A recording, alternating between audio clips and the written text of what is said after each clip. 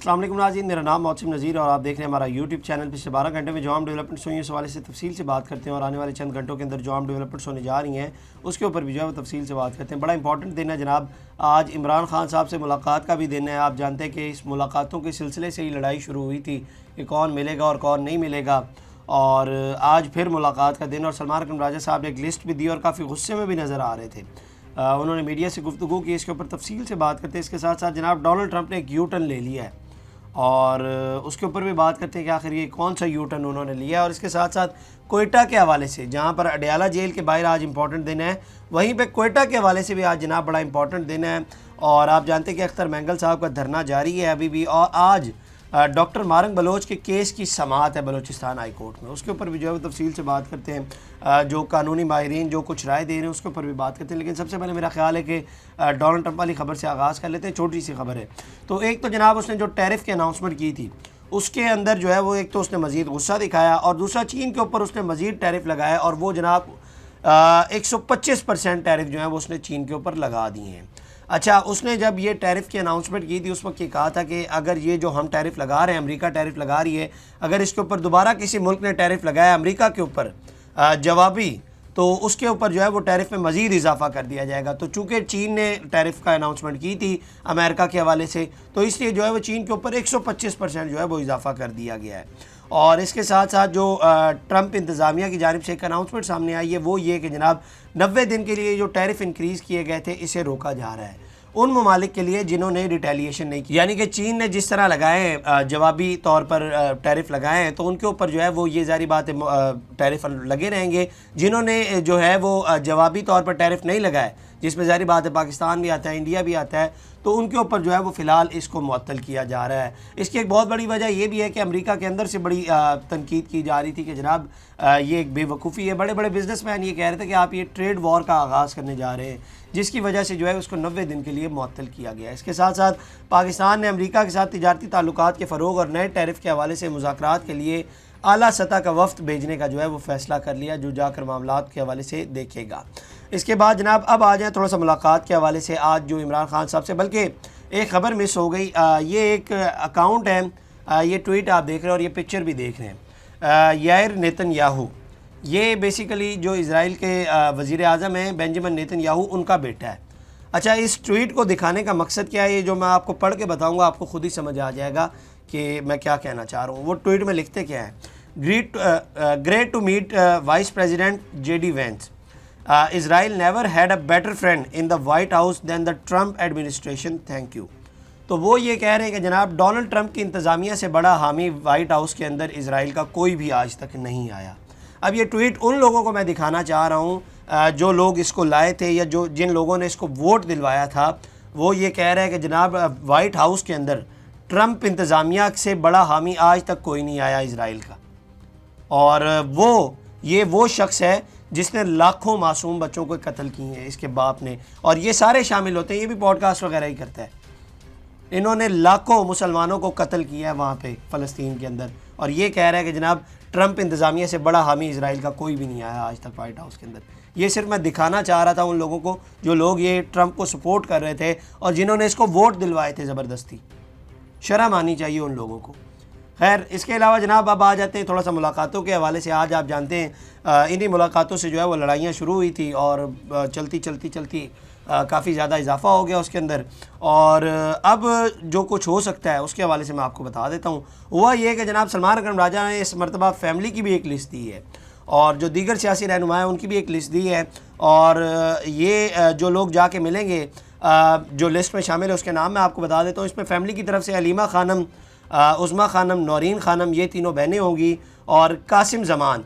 ये कासिम ज़मान मैं आपको पिछले व्लॉग में बता चुका हूँ कि ये ज़ाहिर बात है हलीमा खान साहिबा के हमरा ही होते हैं और ये इमरान खान साहब के कज़न ही हैं, और ये जब भी हलीमा खान साहिबा मुलाकात के लिए जाती हैं ये उनके साथ ही होते हैं। तो ये लोग जो हैं वो फैमिली की तरफ से जाएंगे।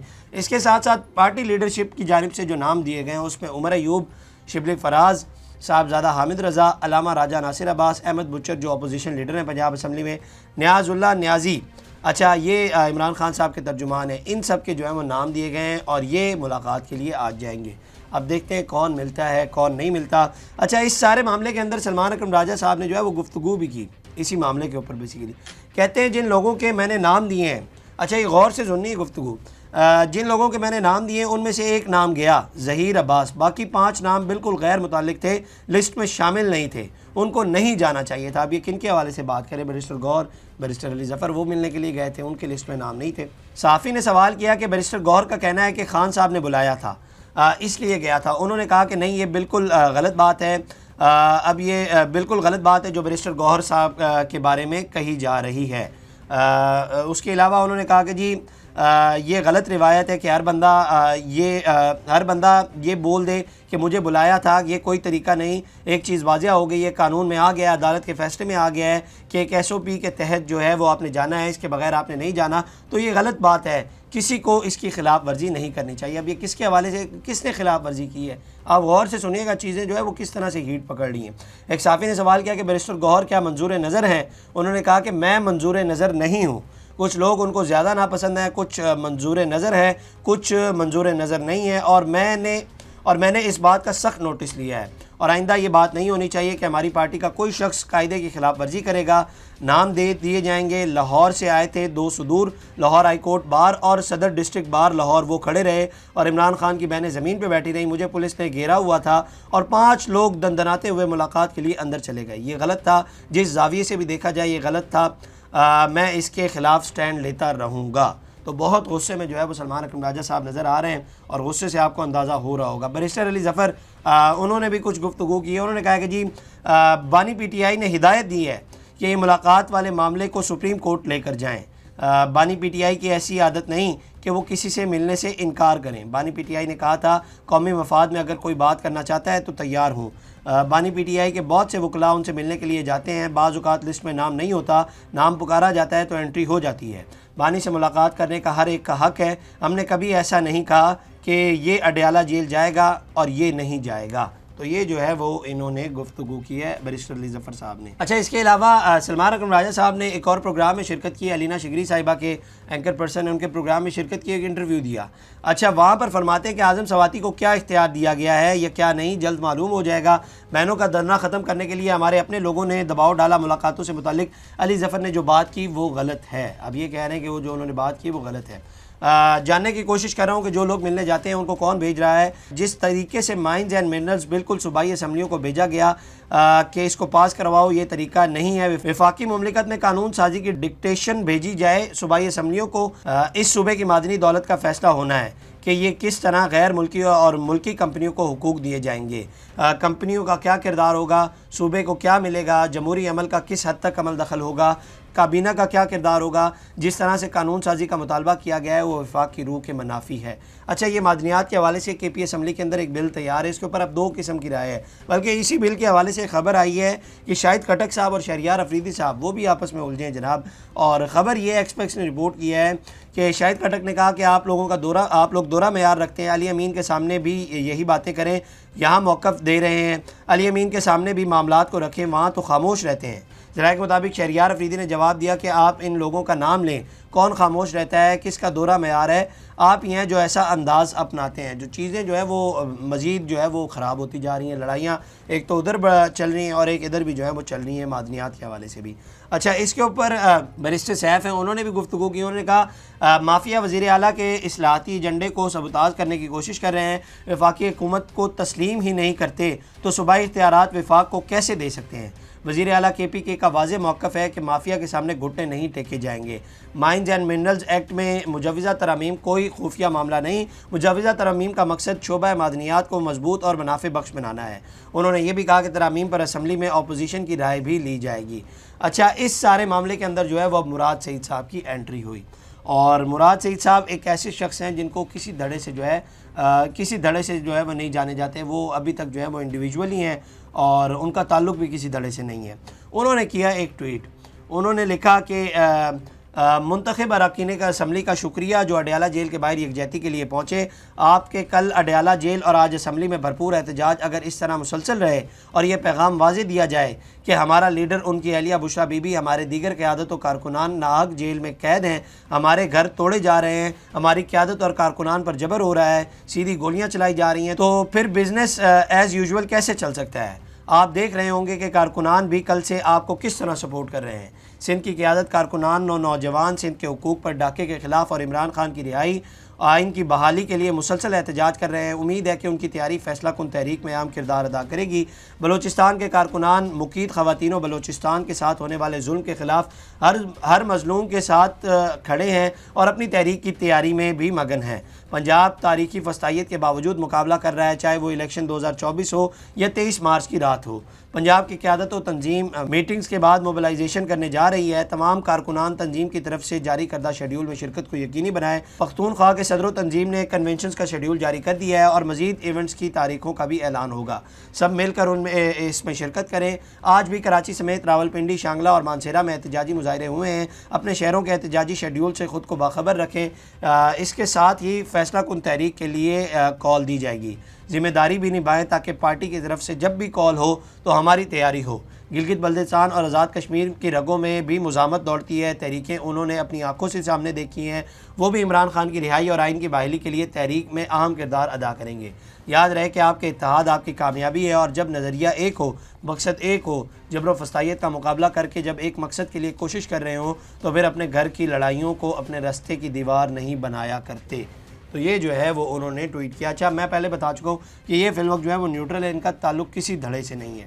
تو ایک بار پھر انہوں نے کال دے دیا، اور ایون دو پچھلی کال کے اوپر لبیک پی ٹی آئی نے نہیں کہا تھا جو انہوں نے دی تھی، آفیشیل میں پی ٹی آئی نے کوئی ایسی سٹیٹمنٹ نہیں دی، لیکن اب پھر جو ہے وہ انہوں نے کال دے دی۔ اچھا، اس کے علاوہ مشال یوسف زئی صاحبہ، انہوں نے بھی ایک ٹویٹ کیا۔ پھر انہوں نے لکھا کہ خیبر پختونخوا کی عوام نے ووٹ عمران خان کی رہائی کے لیے دیا ہے، نہ کہ بلز پاس کروانے کے لیے اور اسمبلیاں چلانے کے لیے۔ جب تک عمران خان اور ان کی اہلیہ بشرا بی بی اور تمام ناحق اسیران کی رہائی نہیں ہو جاتی، ملک میں رول آف لا نہیں آتا۔ ہم ایسے آنے والے ہر بل کی مخالفت کریں گے۔ اس بات کی میں تصدیق کرتی ہوں کہ خان صاحب اس بل سے لا علم ہے، اور خان صاحب نے میرے سامنے ایسی ہر چیز سے بائیکاٹ کا حکم دیا تھا۔ ان کا واضح موقف تھا کہ پہلے ملک میں قانون کی بالادستی اور انصاف کے نظام کو بحال کرو۔ اچھا، اب یہ اینٹی علی امین گنڈا پور گروپ سے ہیں، کیونکہ ان کو علی امین گنڈا پور سے آپ نے کیبنٹ سے بھی نکال دیا، تو میرا خیال ہے ان سے گاڑی واڑی بھی لے لی تھی۔ تو یہ ہو گیا ہے۔ بلکہ سلمان اکرم راجہ صاحب بھی اس بل کی مخالفت کر چکے ہیں، ایون دو علیمہ خان صاحبہ وہ بھی اس بل کی مخالفت کر چکے ہیں۔ تو یہ جو سارا گروپ ہے یہ اس بل کے جو ہے وہ اگینسٹ ہے۔ اچھا، اس کے علاوہ یہ تو اب ڈیالہ جیل کے باہر بہت ساری ڈیولپمنٹس ہو گئی ہیں، اس کے حوالے سے آپ کو بتا دیا ہے۔ کوئٹہ میں آ جائیں۔ کوئٹہ میں آج جناب بڑا امپورٹنٹ دن ہے، اور آج بی این پی کا جو دھرنا ہے وہ 12ویں روز میں جاری ہے، اور آج اس سلسلے میں مارنگ بلوچ کی سماعت جو ہے وہ بلوچستان ہائی کورٹ میں ہونے جا رہی ہے۔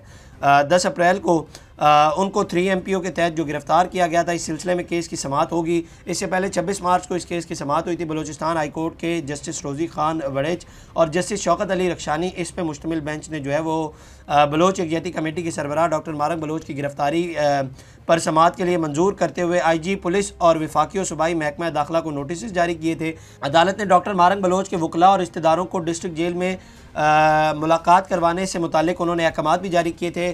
تو عدالت نے یہ احکامات اور نوٹسز ڈاکٹر مارنگ بلوچ کی بہن نادیہ بلوچ کی جانب سے دائر آئینی درخواست کی سماعت کے موقع کے اوپر جاری کیے تھے۔ اب اس کیس کی دوبارہ جو ہے وہ سماعت ہونے جا رہی ہے۔ دیکھتے ہیں اس کے اندر کیا ڈیولپمنٹس ہوتی ہیں۔ ایون دو نادیہ بلوچ نے اس کے اوپر ٹویٹ کیا، I appeal all lawyers and members of legal fraternity to stand with us in court tomorrow, not just for morning but for what she represents. She has risked everything to speak for the disappeared, the oppressed, the unheard and marginalized in Balochistan. Her fight is not just hers, it's a fight for justice for you all. Please stand by her. یہ تو یہ جو ہے وہ ان کی بہن نے tweet کیا۔ اچھا، آپ کئی لوگ جو تجزیہ کار ہیں وہ یہ کہتے ہیں کہ آج اگر مارنگ بلوچ کو جو ہے وہ کسی طریقے سے ریلیف مل گیا، یا ان کی اگر جو ہے وہ ان کو رہائی مل گئی، تو بہت سی جو ٹینس سچویشن ہے بلوچستان کے اندر وہ کسی حد تک جو ہے وہ کنٹرول ہو جائے گی، اور اختر مینگل صاحب کا دھرنا بھی ختم ہی ہو جائے گا، کیونکہ ان کی بھی جو پہلی ڈیمانڈ ہے وہ یہی ہے۔ اس کے علاوہ جی ایک اور بڑی اہم ملاقات ہوئی، اور وہ جناب army chief general Asim Munir کی اور امریکی وفد سے جو ہے وہ ملاقات ہوئی ہے، اور امریکی وفد کی قیادت جنوبی اور وسطی ایشیائی امور کے بیوروز کے سینئر عہدیدار اینک ماہر نے جو ہے وہ کر رہے تھے، اور ملاقات میں پاکستانی منرل انویسٹمنٹ فورم کے پس منظر میں جو ہے وہ یہ ملاقات ہوئی ہے۔ اور ISPR کے مطابق امریکی وفد نے جو ہے وہ جو پہلے فورم کے انعقاد کو سراہا ہے، اور امریکی وفد نے پاکستان کی پالیسی پر اعتماد کا اظہار بھی کیا ہے۔ تو یہ جناب اب تک کی ڈیولپمنٹس تھی۔ اگلی ویڈیو میں آپ سے دوبارہ ملاقات کریں گے، اللہ نے کے بعد۔ اس طرح کی اور ویڈیوز دیکھنے کے لیے سبسکرائب کیجیے ہمارا چینل اور دیکھتے رہیے PSPKG نیوز۔